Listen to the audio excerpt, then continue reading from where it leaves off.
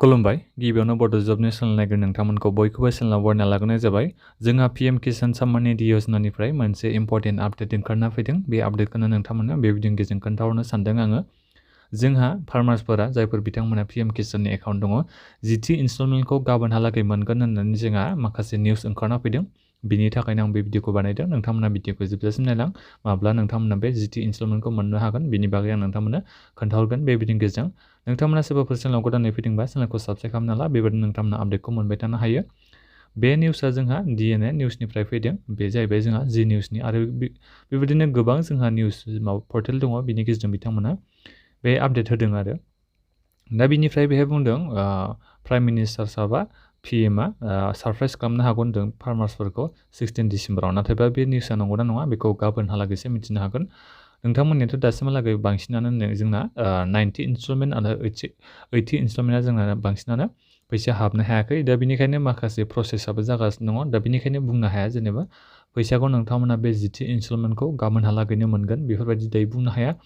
मानो होनोबा जोंहा बे प्राइम मिनिस्टार नरेन्द्र मदि बिथाङा जेब्ला फैसा सोगोन अब्ला बिथाङा गावनि अफिसियेल टुइटारनि गेजेरजों एबा निउसनि गेजेरजों बिथाङा खोन्थाहरखायो। दा दासिमहालागै जेबो निउस फैयाखै, नाथायबा बे पर्टेलफ्राव होदों आरो गाबोनहालागै नोंथांमोना सारप्राइजखौ मोननो हागौ। नरेन्द्र मदि बिथाङा गाबोनहालागै माबाफोर बे पीएम किसाननि जिथि इनस्टलमेन्टनि फैसानि बागै गाबोन माबाफोर आपडेट हरनो हागौ बायदि होननानै बे बुंदों। जेनेबा गाबोन रिलिजबो खालामनो हागौ, नङाबा गाबोन बिथाङा आपडेट हरगोन आरो माला फैसाखौ नोंथांमोना बे डिसेम्बर मासाव सोनाय जागोन बिनि बागै गाबोन नोंथांमोनाबो आपडेट मोननो हागौ, एबा प्राइम मिनिस्टार साहाबा बियो माने आपडेटखौ हरगोन। दा बिनिखायनो नोंथांमोना गाबोनसिम नेना थादो। गाबोन निउस फैयोबा जुदि एनाउन्समेन्टआ जायोबा डिसेम्बरनि खै थारिखआव फैसा हाबगोन बिनि बागै एसे आपडेटखौ हरोबा प्राइम मिनिस्टार बिथाङा, अब्ला आं नोंथांमोननो भिडिअ बानायनानै खोन्थाहरगोन। दा बेखिनियानो आरो, जायखिजाया नोंथांमोना गाबोननो फैसाखौ मोननो हागोन, नङाबा गाबोन बिथाङा आपडेटखौ हरनो हागोन। बेनो दा निउसआ।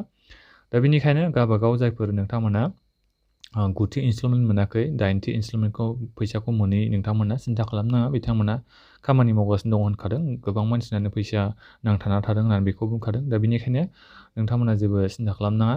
बे अफिसियेल वेबसाइटनि गेजेरजों एबा सिएससि अफिसाव थांनानै नोंथांमोना सुद्रायहैनो हागोन मानि थाखाय नोंथांमोना फैसाखौ मोनाखै बिनि बागै। दा बेनिखायनो बेबायदिनो आपडेट मोननो थाखाय नोंथांमोना बयबो चेनेलखौ साबस्क्राइब खालामना लाबानो जाबाय।